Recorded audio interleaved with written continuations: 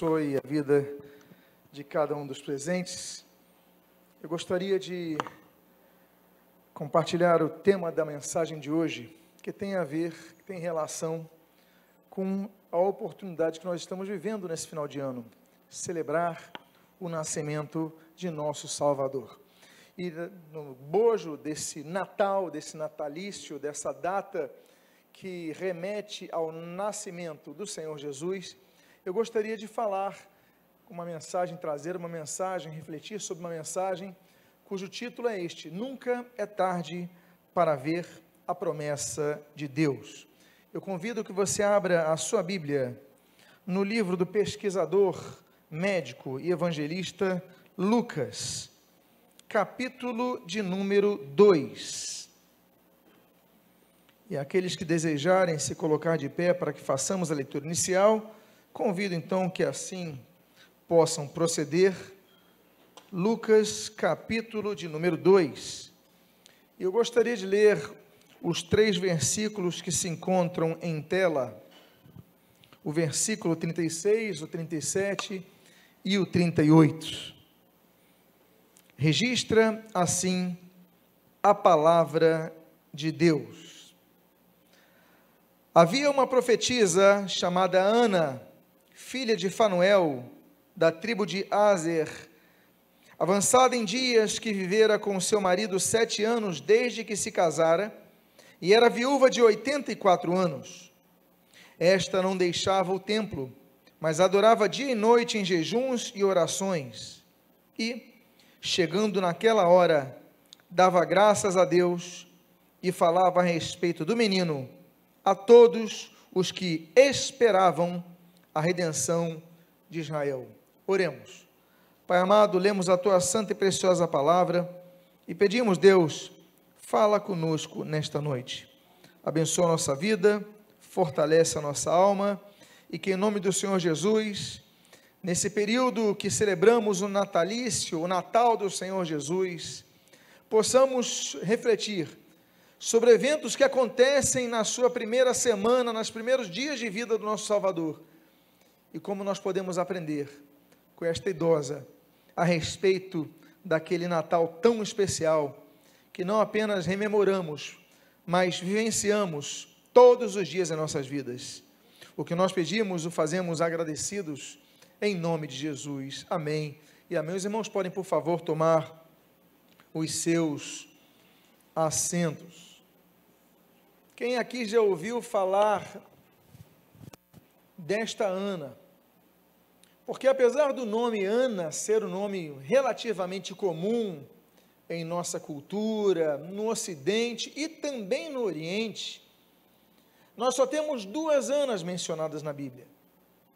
Tem a Ana, talvez a mais famosa, a Ana de 1 Samuel capítulo 1, que é aquela mulher que tem um grande conflito, aquela mulher que tem um grande desejo, o seu desejo era ter filhos, era engravidar, mas não conseguia. E aquela mulher, então, ela busca ao Senhor, faz um voto com o Senhor, clama ao Senhor, chora diante do Senhor, e ali, então, Deus lhe outorga esta graça. E que é interessante, é que aquela mulher, então, ela volta feliz, coabita com seu marido, tem um filho, e o primeiro de vários, e o seu filho se chama Samuel. Deus escuta, o Deus que ouve, chamar El, chamar, ó Israel, ouve, ó Israel, ouvir, El, Deus, o Deus que ouve. Deus ouviu a minha oração, e assim então ela batiza, ela celebra, ela nomeia o nome de seu filho. A história de Ana é muito comentada, conhecida, e ela faz um belíssimo poema a respeito disso, e Ana então virou um referencial para todos nós, e a partir do nome de Ana, muitos nomes vão surgindo, e existem nomes correlatos a Ana. Por exemplo, João é Yohanan, então Yor, abreviatura de Yar, de Yarvé, de Deus, Jeová, Anã, a graça de Deus, Ana, a graça. Então é um nome muito conhecido.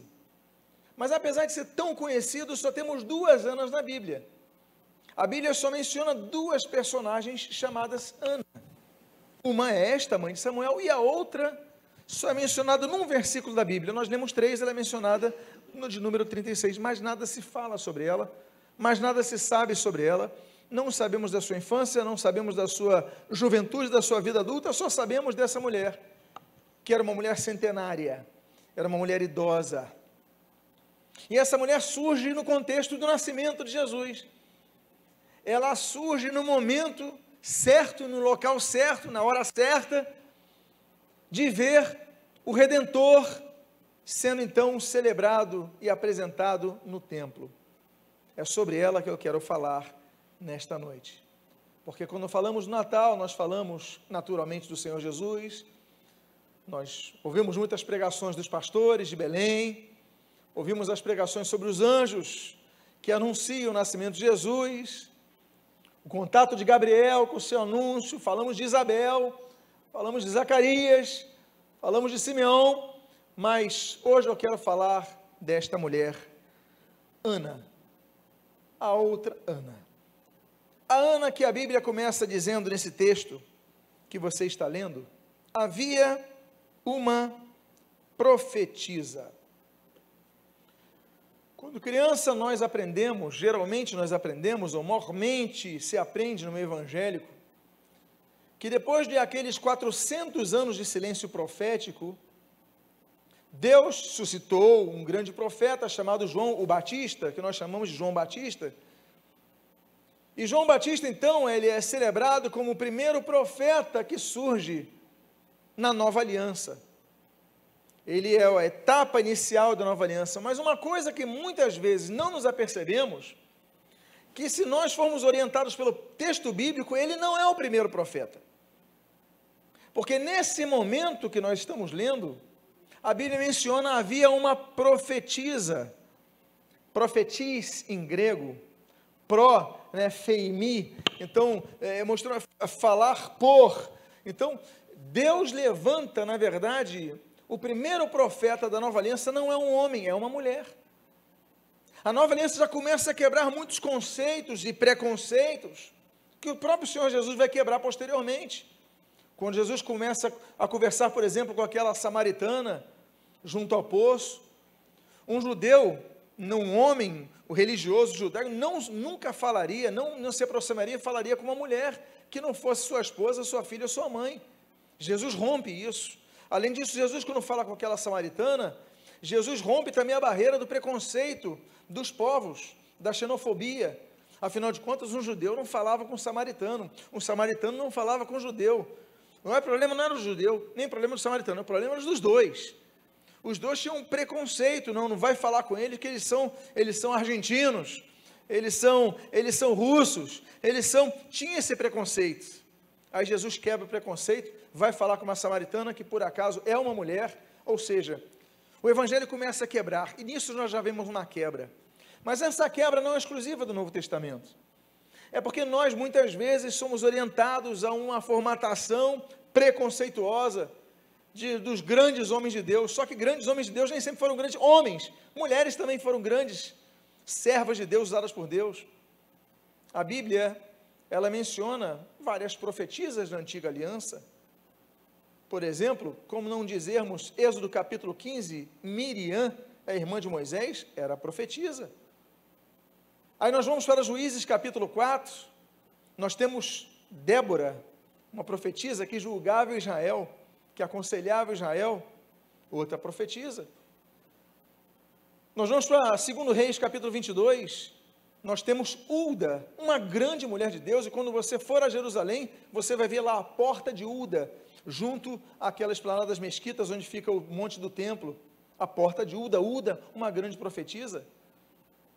Você tem Débora, você tem tantos personagens na Bíblia, grandes mulheres de Deus. Tem também as falsas profetisas. Neemias, por exemplo, vai falar ali sobre, por exemplo, a Noadia, que era profetisa desencorajadora. Nós lemos, por exemplo, no texto de Apocalipse capítulo 2, que havia uma profetisa na igreja primitiva, cujo nome era Jezabel, ou seja, correlacionando-a com aquela péssima rainha, a perseguidora dos servos de Deus, dos profetas de Deus. Mas Deus suscita no nascimento de Jesus, na época do Natal, que estamos a celebrar, uma mulher. A mulher que é profetisa. O termo hebraico, eu falei do profetis, né, e aí nós temos o profetés, mas no hebraico, o termo é nabi. Nabi, em hebraico, significa porta-voz, aquele que fala em nome de outro. Ou seja, a pessoa não apenas ela tem o poder da fala, mas ela representa quem detém o poder. O profeta representa Deus, a fala de Deus. Quem era o profeta? Deus levanta a categoria de religiosos. Deus levanta os sacerdotes. Os sacerdotes, então, são uma leva, uma casta, um grupo da sociedade que vai legando a responsabilidade de serem a voz de Deus de maneira hereditária. Os Cohen, no hebraico, né, os Koanim, então eles vão, de filho de sacerdote, vira, só que passa o tempo, eles começam a se corromper, eles não têm experiência com Deus, eles não têm vivência com Deus, eles não buscam a Deus, e eles já não falam por Deus, eles são profetas que não profetizam, eles têm um cargo, eles têm a função, mas não representam aquele a quem deveriam representar, apenas têm o título. E aí Deus então levanta uma categoria de pessoas que não tem o cor hereditário, não tem o gene no sangue de uma categoria de pessoas separadas, e começam a confrontar esses religiosos chamados sacerdotes, e o nome dessa categoria se chama profeta. O profeta às vezes era filho de um boiadeiro, era filho de um pedreiro, podia ser palaciano. Deus usa vários profetas. Nós temos o Amós da vida, nós temos um palaciano como Isaías, por exemplo, um Daniel, um homem bem instruído, também de linhagem real. Nós temos vários tipos de profetas, mas Deus levanta profetisas. Deus fala através de homens, fala. Deus fala através de mulheres, fala. Deus fala através de quem Ele quiser. Essa mulher então surge no Natal, e o Natal nos lembra que Deus levanta essa profetisa para falar ao seu povo. E o texto continua dizendo, chamada Ana. Ana. Os irmãos se lembram que eu falei para vocês, João, ou Giovanna? Aliás, o termo italiano, Giovanna, né, e o masculino é Giovanni, isso daí é a mesma coisa que João. Giovanni, lembra mais o Ana, né? Yohanan, graça de Deus. Ana significa graça. A graça de Deus é aquilo que nos alcança, e como nós ouvimos na oportunidade de pregação da manhã de hoje, onde foi delineada a graça de Deus, de Gênesis a Apocalipse, de maneira pautada nas Escrituras. Deus sempre ofereceu a sua graça para salvar o homem. Desde a primeira promessa messiânica de Gênesis capítulo 3, versículo 15, até o último versículo da Bíblia, de Apocalipse capítulo 22, versículo 21, Deus delineia a sua graça, porque é pela sua graça, Efésios 2, 8, que nós somos salvos, mediante a fé. Isso não vem de nós, é o quê? É dom de Deus, é presente de Deus. A graça é um favor que nós não merecemos, é imerecido. O que é graça? É o que você recebe de graça, grátis. Aí você vai comprar um sabonete por R$5, aí tem uma embalagem dizendo o seguinte, leve 3 e pague 15, você está recebendo algo de graça? Você está pagando, você está levando o que você pagou, não é isso? Se um sabonete é 5 e o pacote diz 3 por 15, você está recebendo o que você mereceu receber. Mas se o pacote disser o seguinte, um é 5 e 3 custam R$10, você paga R$10, você leva 3 sabonetes, você mereceu o terceiro sabonete? Não mereceu, você merecia 2 sabonetes, porque você pagou R$10, mas você recebeu um de graça, um que você não merecia. A salvação é exatamente isso. Nós não merecemos a salvação. A Bíblia diz que não há justo, não há um sequer. Jeremias capítulo 8 diz que o homem não pode se resgatar, o homem não pode se redimir. É pela graça de Deus, é a misericórdia de Deus que olha para mim, olha para você e olha para nós que somos miseráveis, completamente miseráveis diante de Deus, diante da santidade de Deus, diante do poder de Deus, diante do merecimento para chegar à presença de Deus, mas Deus nos estende a sua mão. E assim como ele estendeu a mão para aquele homem que caiu na dúvida depois de tanta fé, o Pedro, naquele mar da Galileia, quando aquele homem sucumbia e submergindo as águas, Jesus então vai e puxa aquele homem pela mão. É o que Deus faz. Ele oferece a sua graça para cada um de nós, ele estende a sua mão graciosa de amor, e isso é o Natal.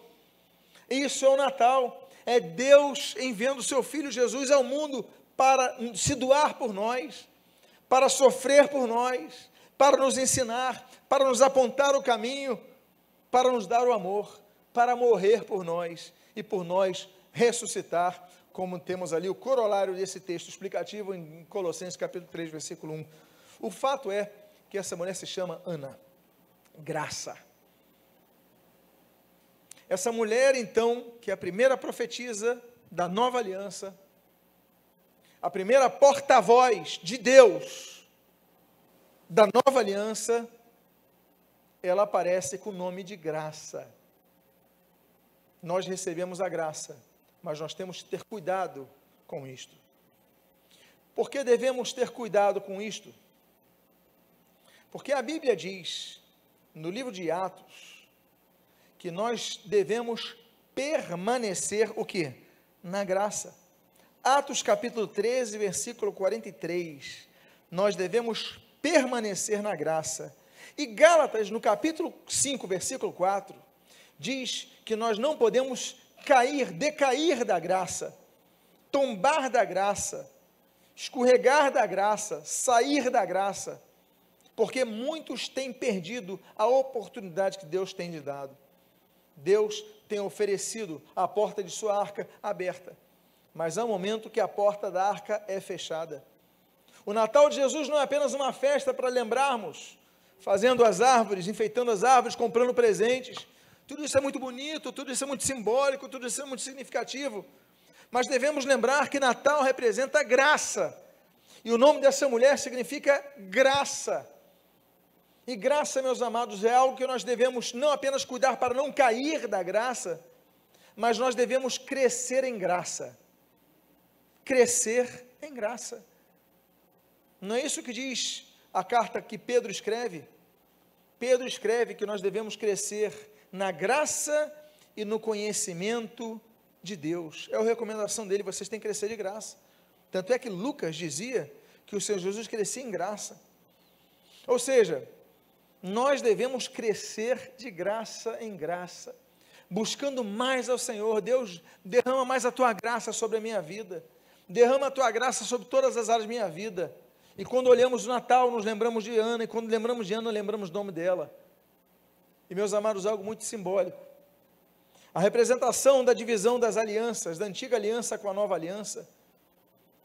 A antiga aliança termina com a palavra da maldição, porque a antiga aliança é pautada na lei mosaica. A lei mosaica aponta a nossa impossibilidade de cumprir os mandamentos de Deus, os mandamentos da lei mosaica. Alguém podia falar assim, mas eu obedeço os 10 mandamentos. E eu te pergunto, e quem disse que são 10 mandamentos a lei mosaica? Deus deu 10 mandamentos no Monte Sinai, continua dando os mandamentos da lei mosaica, são 613. É impossível, tanto é que Jesus fala sobre isso, e Jesus ainda explicita, olha, se falhar num, falha em todos. Por isso nós precisamos da graça, nós dependemos da misericórdia de Deus. E o livro de Malaquias, que encerra a antiga aliança, termina com maldição. Mas o livro de Apocalipse, que encerra a nova aliança, ela termina com a palavra de bênção, pautado na graça. O último versículo da Bíblia, Apocalipse capítulo 22, versículo 21, diz que a graça de Deus esteja sobre todos, e termina a palavra dizendo amém. A graça esteja sobre todos. A última palavra da Bíblia, a última frase da Bíblia, é uma bênção para aqueles que recebem a palavra de Deus, acolhem a palavra de Deus em seus corações. Cresça na graça. Nós então vemos sobre o contexto do nascimento de Jesus, porque essa mulher chega no templo, essa senhora chega no templo, e Jesus está lá, com 8 dias de vida, sendo apresentado um bebezinho, e aquela mulher chega naquela hora, diz, havia uma profetisa chamada Ana, mas me chama a atenção o nome do pai dela. A Bíblia diz, filha de Fanuel, filha de Fanuel. Eu coloquei o termo grego Fanuel, que a tradução, na verdade, era um termo hebraico, Fanuel, face de Deus. É muito significativo que cada detalhe da Bíblia tem um objetivo. E o nome dessa mulher não apenas tem um grande significado de que o nascimento de Jesus chega com a graça, que é o nome que significa Ana, mas o fato também de que o nome de que Ana era filha de um homem chamado Fanuel, a face de Deus. A Bíblia fala de faces.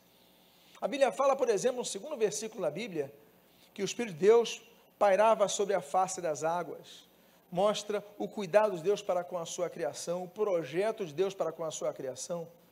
Nós temos Êxodo capítulo 33, a Bíblia diz, naquele momento do contexto do Sinai, que Moisés, ele estava diante da face de Deus, ainda que não pudesse vê-la, mas estava diante da face de Deus. Nós temos, por exemplo, o outro texto que fala sobre face, Neemias capítulo 8, a Bíblia diz que o sacerdote, o Esdras, então, depois de ler a lei, ele levanta os seus braços e coloca a sua face em terra, sentido de submissão a Deus, de humilhação diante de Deus, de sujeição à vontade de Deus. Ele levanta os braços. Quando você levanta os braços, é um símbolo, eu me rendo, eu me entrego. Não é assim até hoje nas guerras, nas batalhas? Olha, a pessoa se rende. Olha, eu me rendo, não tenho nada. Assim como nós fazemos louvor, eu me rendo a Ti, Senhor. Eu me entrego a Ti, Senhor. Eu não oferecerei resistência a Ti, Senhor. Eu me submeterei à Tua vontade, o que Tu quiseres. Eu estou com os braços levantados. Esdras levanta os seus braços, mas ele não apenas faz isso. Aquele senhor de idade, ele prostra-se e coloca o seu rosto em terra. Por quê? Porque diante de Deus, nós temos que entender, Ele nos dá graça, mas Ele permanece sendo Deus e Senhor sobre nossas vidas. Devemos ter uma postura de humilhação diante dEle. Que coisa bonita o nome Fanuel, face de Deus. Que coisa bonita. Agora, alguns usam a face para iludir. O Senhor Jesus fala, no decorrer daquele sermão do monte, do sermão da colina, Mateus capítulo 5, 6 e 7, no capítulo 6, ele fala daqueles religiosos hipócritas, que jejuavam, e o Senhor Jesus fala o seguinte, olha, essas pessoas, esses religiosos, eles jejuam, e eles fazem uma cara de que estão sofrendo, que estão jejuando, para todo mundo ver que eles estão jejuando. Aí Jesus falou assim, vocês não façam dessa forma não, quando vocês jejuarem, vocês jejuem, mas olha, lavem o rosto de vocês, para que ninguém veja que você está jejuando, porque o seu jejum, olha, é no escondido com Deus, importa a Ele, porque tem pessoas que querem mostrar que são espirituais, eu estou jejuando, eu estou fazendo isso, eles querem aparecer. Jesus inclusive fala uma coisa que para mim é algo muito interessante, que sempre que eu leio essa passagem eu fico refletindo, que coisa impressionante a questão do jejum, porque a Bíblia diz que essas pessoas que jejuam e depois fazem a cara, parece que batem no rosto, eu estou jejuando para todo mundo aparecer, eles querem aparecer. Jesus falou, olha, não façam como eles, mas eles já receberam a recompensa deles. Ou seja, apesar da hipocrisia deles, o jejum tem um poder muito grande, porque eles já receberam a recompensa. Ora, se você jejua, ainda que os hipócritas façam para aparecer para os outros, eles recebem recompensa. Imagina os que fazem sem querer aparecer para os outros. Então, face, como nós temos a nossa face, como nós demonstramos a nossa face. Amados irmãos, o fato é que o próprio Moisés, 1 Coríntios capítulo 6 vai falar sobre isso, ele tinha a face, quando ele desce do Sinai, a Bíblia diz que ele tem um véu, ele tem um lenço, ele tem um pano na frente dele, tamanho é o reluzir da presença de Deus que aquele homem desceu. Mas uma coisa que nos alegra, é que um dia, esse Senhor Jesus, a Bíblia diz, Apocalipse capítulo 22, que um dia estaremos face a face com Ele, e para Ele moraremos para sempre, com Ele moraremos para sempre, face. O Natal de Jesus, 8 dias de vida, a idade de um bebezinho ser circuncidado na cultura judaica. Jesus é apresentado no templo, e Simeão está ali, e de repente chega essa idosa que vai no templo, chamada Graça, chamada Ana, filha de Fenuel, filha do homem que é a face de Deus, e ela vê a face de Cristo. Quanto simbolismo nesse momento, nesse encontro desse Natal, em Jerusalém. Sim, falamos muito de tantos personagens, mas há um momento tão bonito, de uma mulher tão expressiva chamada Ana, que não podemos nos esquecer. O texto continua dizendo o seguinte: da tribo de Aser. Em hebraico, Azer, aí o texto está grego. Azer, amados irmãos, oitavo filho de Jacó, segundo com Zilpa, significa abençoado. Quando ele nasce, ele recebe o nome de seu pai de abençoado. Qual é o nome dele? Abençoado. Quanto significado naquele Natal? Com 3 nomes. Nós começamos a ver que tudo se encaixa. Porque o que é o Natal? O Natal é a maior bênção que já pôde existir. O amor de Deus encarnado, nascimento de Jesus Cristo, o amor em pessoa. A mulher se chama Graça, filha de um homem chamado Face de Deus, da tribo chamada Abençoada. Aqueles que se encontram com Cristo são abençoados. A promessa de Abraão, olha, não é só para você abençoar pessoas, mas Deus fala para ele o seguinte: olha, sê tu uma bênção, é sermos a própria bênção. Tudo bem que nós temos várias bênçãos, vários tipos de bênçãos. Nós temos, por exemplo, a bênção sacerdotal, Números capítulo 6, que o Senhor te abençoe, a bênção arônica. Nós temos, por exemplo, a bênção que é advinda da obediência, Deuteronômio capítulo 11, olha, se vocês obedecerem, essas bênçãos estão disponíveis a você. Em Deuteronômio capítulo 28, nós temos 2 situações que configuram a bênção. Deuteronômio 28 diz que a bênção que Deus decreta, ninguém vai remover. Deus decretou a bênção, acabou, está decretado. Deus é soberano. Agora, interessante que esse capítulo 28, ele diz o seguinte: olha, e se vocês fizerem isso, Deus vai abençoar. Agora, nessas outras áreas, as bênçãos te perseguirão. Meus amados, bênção é algo tão bom, não é isso? Tão maravilhoso, que nós pedimos a Deus a sua bênção, ou seja, nós buscamos a bênção. Mas Deuteronômio 28 diz o contrário. Quando nós obedecemos, diz a Bíblia, as bênçãos te alcançarão, elas te perseguirão, elas vão, me permito então uma expressão popular, atrás de você, até te alcançar. Não é você que está buscando, você vai obedecer, mas a bênção vai te alcançar. Quando você menos esperar, a bênção te alcança. Tipos de bênção. Quando nós vemos, por exemplo, Números capítulo 23, nós vemos que Deus é um Deus que transforma maldição em bênção. Vocês lembram quando Balaão foi contratado para amaldiçoar Israel? Ele é contratado, o rei vai lá, paga ele, e aquele homem levanta os seus braços contra o arraial israelita para amaldiçoar Israel. E quando ele vai amaldiçoar, ele começa a abençoar o povo. Ah, que história é essa? Você foi contratado para amaldiçoar, contratado aqui para fazer um feitiço aí contra o povo de Israel. Ele falou, mas não tem jeito, se Deus abençoou, eu não posso revogar. Quando Deus abençoa alguém, o diabo não tem poder para revogar essa bênção.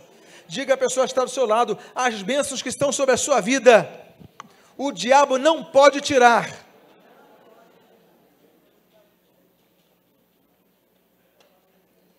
Só existe uma coisa que pode fazer com que nós percamos as bênçãos. Não é o diabo. Até porque a Bíblia diz, o Senhor Jesus diz, que as portas do inferno não vão prevalecer sobre a igreja.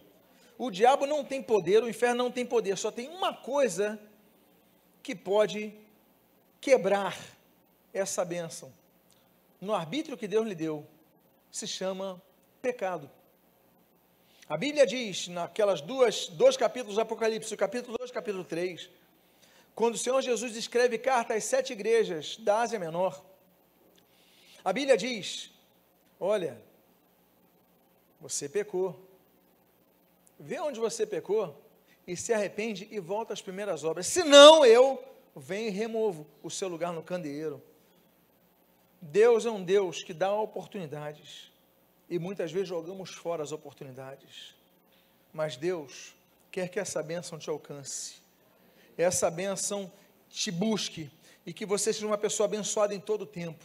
Diga à pessoa que está do seu lado: Natal representa uma bênção para a sua vida.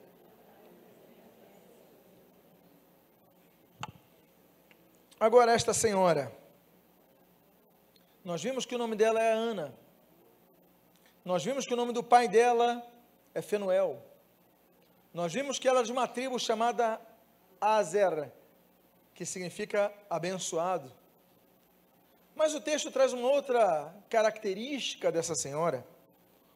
A Bíblia diz: avançada em dias, idosa. A Bíblia diz que os idosos, eles são pessoas que com o tempo vão recebendo sabedoria. Jó capítulo 32, a quantidade dos anos traz sabedoria. Por quê? Até por causa dos nossos erros, até por causa dos erros que nós observamos, a gente vai acumulando experiência. A Bíblia traz características e regras e leis específicas para que nós cuidemos dos idosos. A Bíblia ordena, 1 Timóteo, capítulo de número 2, que nós cuidemos dos idosos. A Bíblia traz regras claras sobre os idosos. A Bíblia traz a lei em Levítico: olha, diante das cães, ou seja, dos cabelos brancos, te levantarás. Quando chega um idoso, você fica de pé, no sentido de respeito ao idoso. Nós devemos respeitar. Mas o que eu extraio aqui é que essa mulher, apesar da idade avançada em anos, ela foi abençoada por aquele Natal. Há pessoas que desistem da vida, há pessoas que desistem de projetos por causa de decepções, por causa de fases que são difíceis, mas essa senhora, Ana, a profetisa, ela não.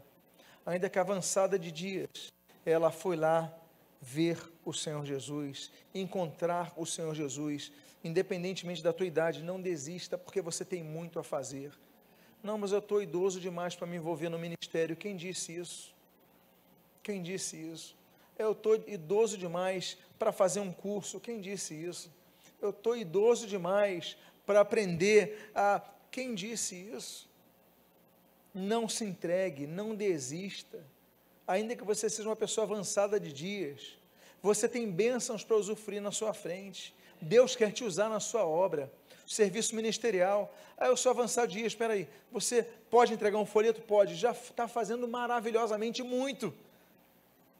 Mas eu não posso nem entregar um folheto. Mas você pode orar por alguém?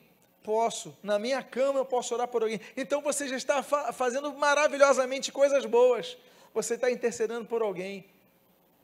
O fato é que não coloque a idade como justificativa para não se envolver na obra de Deus, porque Natal representa esperança a todos.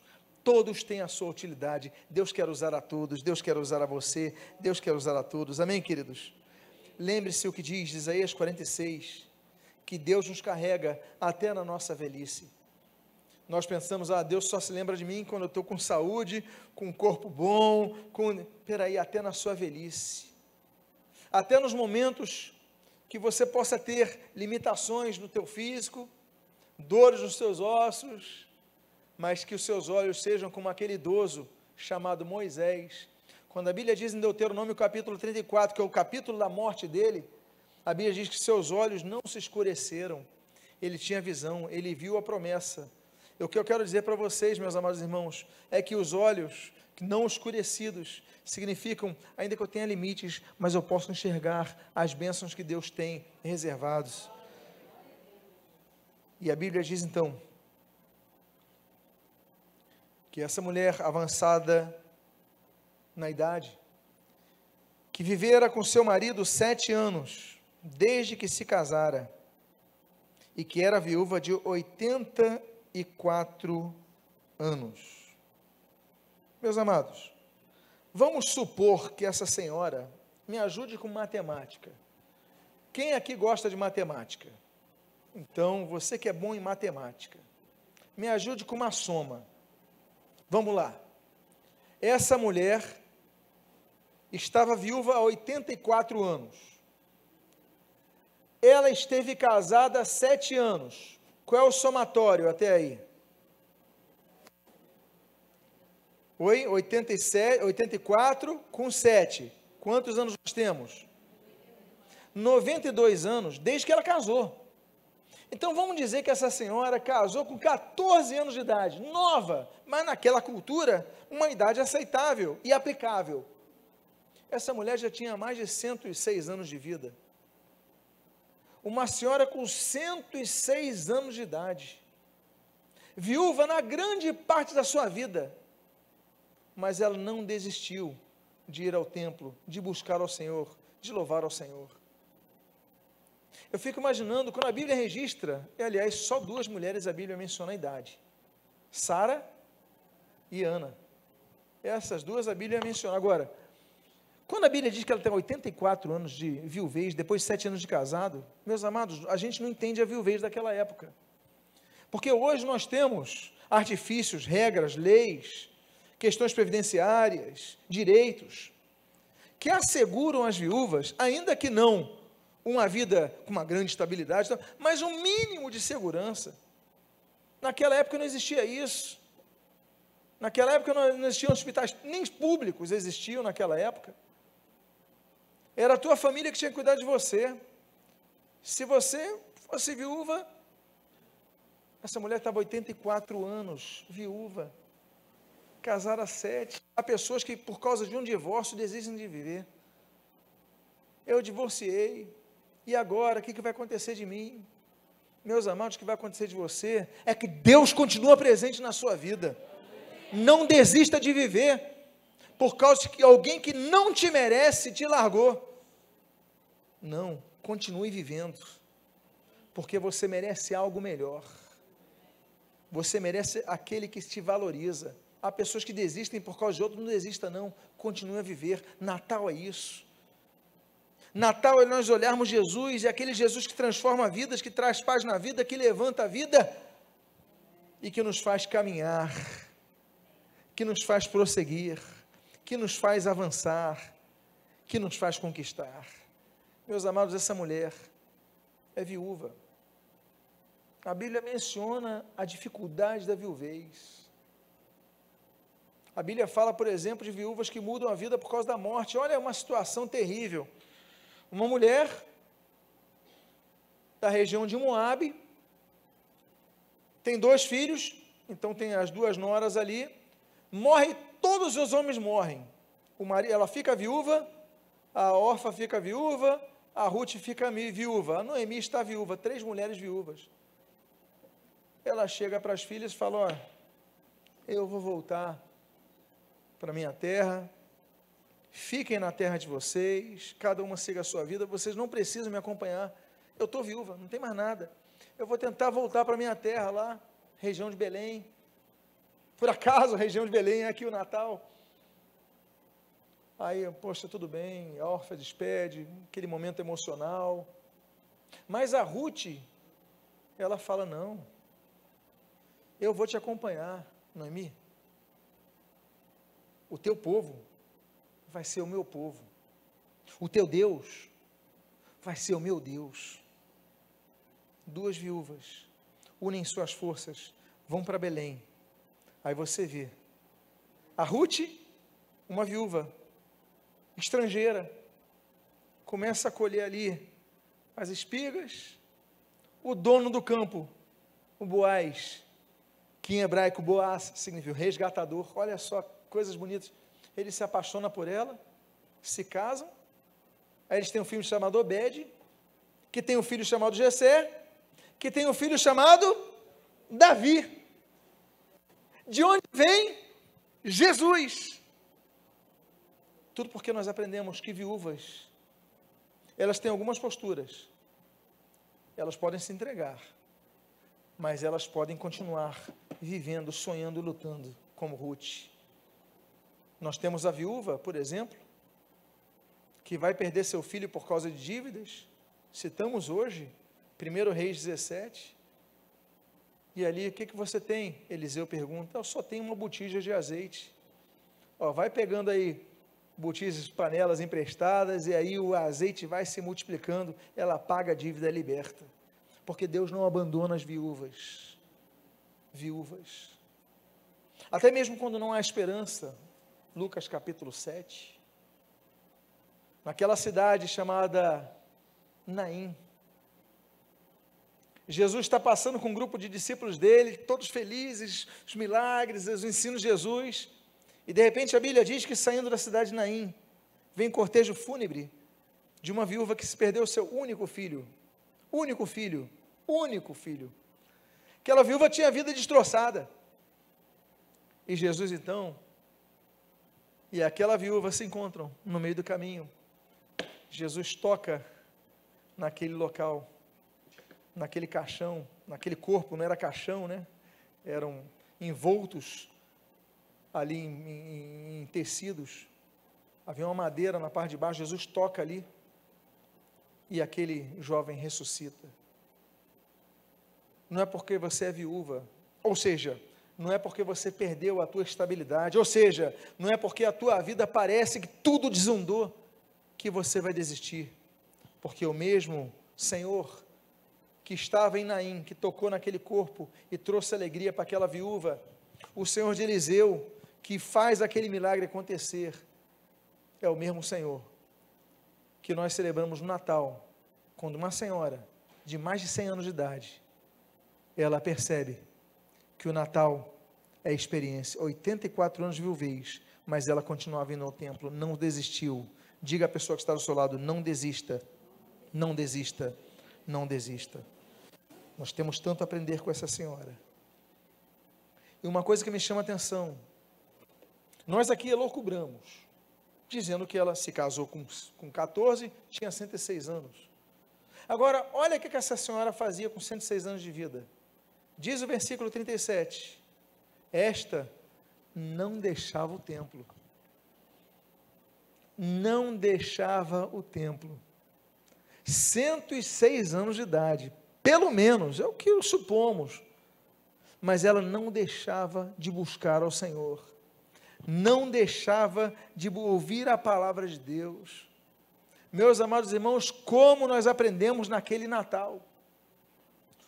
O bebê Jesus estava chegando no templo, aquela senhora chamada Ana, a profetisa, chegando no templo, talvez pela mesma porta, talvez ali minutos antes, por aqueles degraus, Maria estivesse carregando no colo o Senhor Jesus, degraus abaixo, talvez aquela senhora com mais dificuldade, com mais lentidão, não era jovem como Maria, subia no mesmo degrau. Mas a Bíblia diz que essa senhora não deixava o templo. Nós, qualquer coisa, nós deixamos o templo. Por uma chuva, nós deixamos o templo. Por qualquer coisa, nós deixamos o templo. Mas nós aprendemos com Ana, nós aprendemos com esse Natal, que nós não podemos deixar de congregar. Hebreus 10, 25, não deixe de congregar. Não deixe de congregar. Porque aquele Natal, que marca a nossa vida, marcou a vida de Ana. Mas não só isso. 106 anos, ela podia estar em casa, ela já podia ter desistido de tudo, ela já podia, porque tem pessoas que morrem quando desistem de tudo, deixam de comer, deixam de beber, deixam de tomar remédio, você sabe dessas coisas, entra num estado de depressão tão profundo que as pessoas morrem. Mas essa senhora, ela falou o seguinte, não, eu tenho uma forma de reagir contra isso, eu não tenho televisão em casa, não tem rádio em casa, não tem nada, mas uma coisa eu sei, eu vou sair da minha casa e vou no templo, porque a presença de Deus me renova. E a Bíblia diz, esta não deixava o templo, mas adorava o quê?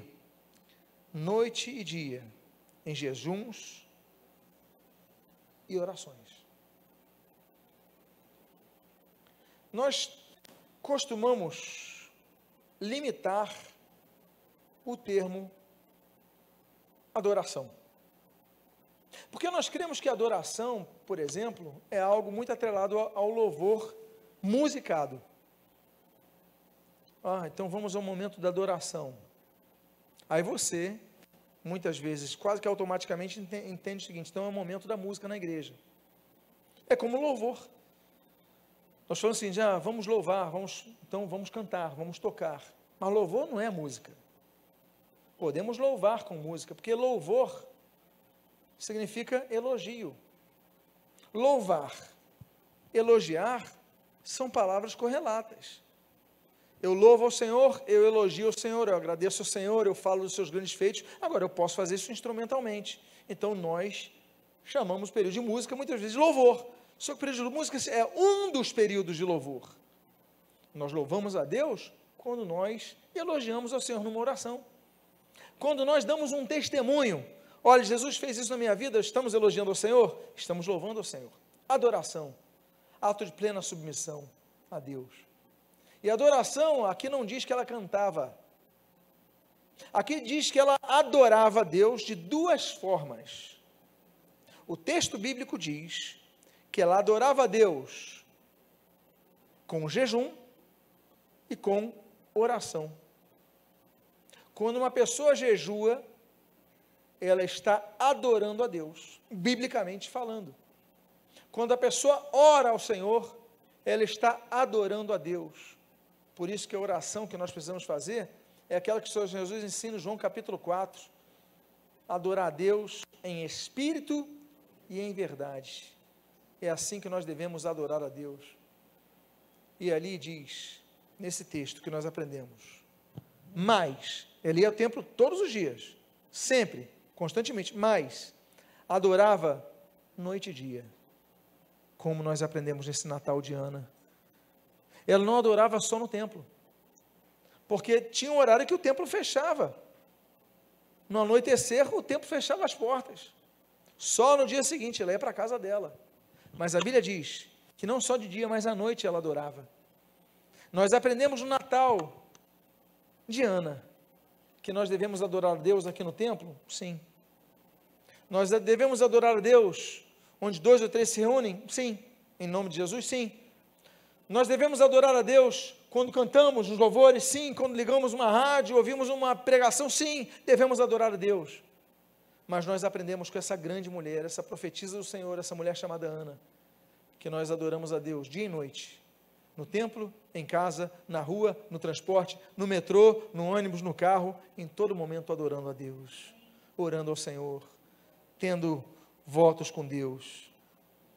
E amados irmãos, a Bíblia diz no versículo 38, na sua primeira parte, que é o último versículo dos 3 que nós estamos falando nessa noite, diz que chegada naquela hora, essa penúltima parte que eu quero dizer, dava graças a Deus.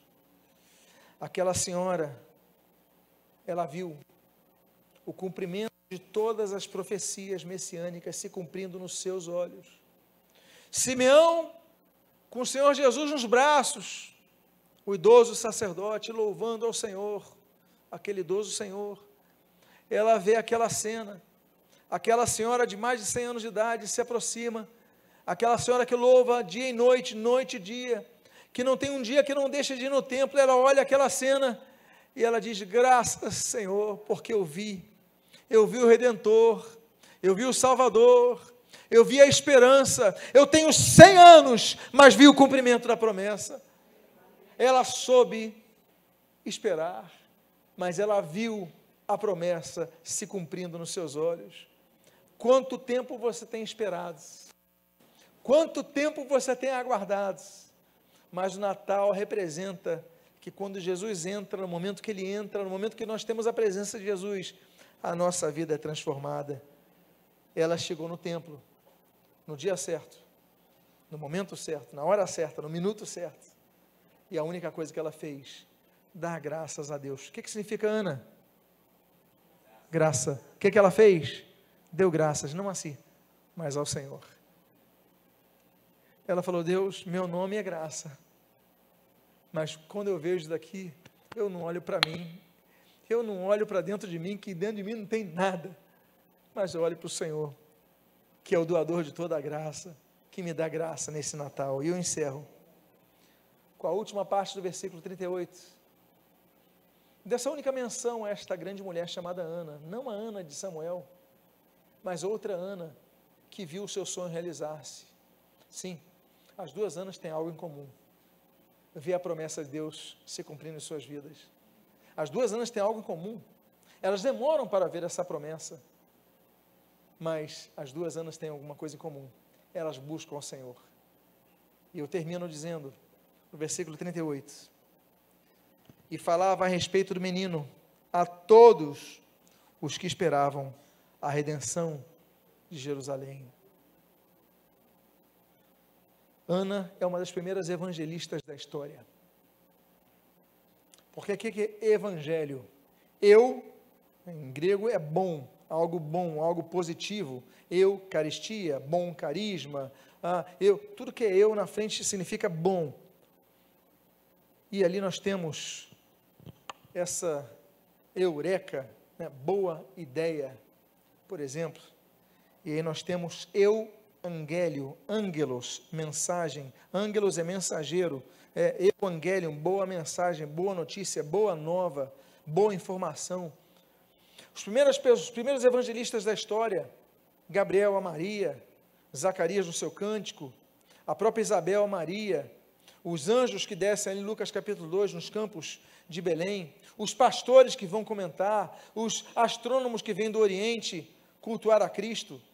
Mas depois do nascimento de Jesus já nascido, nós temos aí Maria como uma das primeiras evangelistas. A Bíblia diz, e ela falava a respeito do menino a todos os que esperavam: nasceu o Messias, nasceu o Messias, nasceu o Messias. Uma senhora de 100 e tantos anos de idade, mas ela não deixou de testemunhar a Cristo. Nós aprendemos no Natal de Ana, nós aprendemos que nós devemos falar que a redenção nasceu, a redenção se manifestou, a redenção morreu e ressuscitou e está presente aqui para oferecer essa graça, Ana, a todos que desejarem. Convido a que você fique de pé nesse momento. Eu quero fazer uma oração. Eu quero dizer que o título dessa mensagem se chama Nunca é tarde para ver a promessa de Deus se cumprir. Nunca é tarde. Deus quer cumprir as suas promessas na sua vida. Eu quero lembrar que o que nós aprendemos com ela é exatamente o que está em tela: nunca é tarde. Você está aguardando? Eu sei que é difícil aguardar. O texto de Salmo 40, esperei confiantemente no Senhor. Nós devemos aprender a esperar. Sei que é difícil. Agora, nós não devemos deixar de buscar. Eu convido a você a fechar os seus olhos agora e começar a agradecer a Deus por esse Natal, agradecer a Deus pelo Natal do Senhor Jesus Cristo, pelo natalício do Senhor Jesus Cristo, pelo nascimento do Senhor Jesus Cristo, mas também agradecer a Deus, porque nós podemos ver este Redentor, nós podemos ver este Salvador, nós podemos ver essa graça se manifestar em nossas vidas. Pai amado, em nome de Jesus, Pai, Tu tens promessas. Aquela senhora aguardou, Senhor, toda a sua vida, não deixou de te buscar, mas ainda que na sua longeva idade, já na idade, Senhor, tão avançada, uma senhora centenária, ela viu a promessa, e diz a Bíblia, essa senhora que te adorava noite e dia e noite, essa senhora que te buscava, não deixava de congregar, ela se alegrou, ela te glorificou, ela te agradeceu, ela engrandeceu o teu santo e precioso nome, e ela testemunhou de Jesus. Que nós possamos testemunhar Jesus, anunciar a Cristo, porque Natal é isto, Natal é o cumprimento das promessas de Deus, em nome de Jesus. Ainda de olhos fechados, eu gostaria de fazer um convite a alguém aqui nesta noite que quer entregar a sua vida ao Senhor Jesus, para que Jesus transforme a sua vida. Eu não posso transformar a sua vida, mas Jesus pode. Alguém aqui quer entregar a sua vida ao Senhor Jesus? Levante seu braço agora, em nome de Jesus. Nós queremos orar por sua vida. Alguém aqui para Jesus? Alguém aqui quer voltar para Jesus? Você que se afastou dos caminhos de Deus, você que está frio na fé, morno, uma vida morna na fé, mas você quer dizer: Senhor Jesus, eu quero que esse Natal aconteça em minha vida, eu quero te louvar em todo o tempo, eu quero, Senhor, testemunhar a Cristo em todo o tempo. Alguém aqui quer entregar a sua vida ao Senhor Jesus, quer voltar para os caminhos do Senhor Jesus nessa noite? Pai amado, em nome de Jesus, nós te agradecemos por tua palavra. Esta palavra está na internet, esta palavra está sendo distribuída a muitas pessoas. Senhor, independentemente de onde estejam, de quando ocorra isto, que o teu Espírito Santo trabalhe nesses corações, para que essas vidas venham a ter um compromisso contigo, retornem a ti, voltem a ti, Pai, e que em nome do Senhor Jesus tu transformes estas vidas. São as tuas bênçãos que nós rogamos e nós te agradecemos, e que nem aqui desanime, desfaleça, mas entenda, nós vamos, Pai, nós vamos ver o Redentor na nossa vida transformar o nosso ser, nós vamos anunciar a Cristo, não apenas nos natais, não apenas nos meses de dezembro em nossa sociedade, mas em todos os dias de nossa vida, anunciar o Natal transforma vidas, o Natal restaura vidas, o Natal traz redenção a todos que precisam e que buscam ao Senhor. O que nós pedimos, nós te agradecemos, em nome de Jesus, amém e amém, e que você possa dizer ao seu lado, nunca é tarde para ver a promessa de Deus se cumprir. Diga à pessoa que está do seu lado, nunca é tarde, nunca é tarde, nunca é tarde. Que Deus abençoe em nome de Jesus. Glorifica ao Senhor Jesus nesse momento.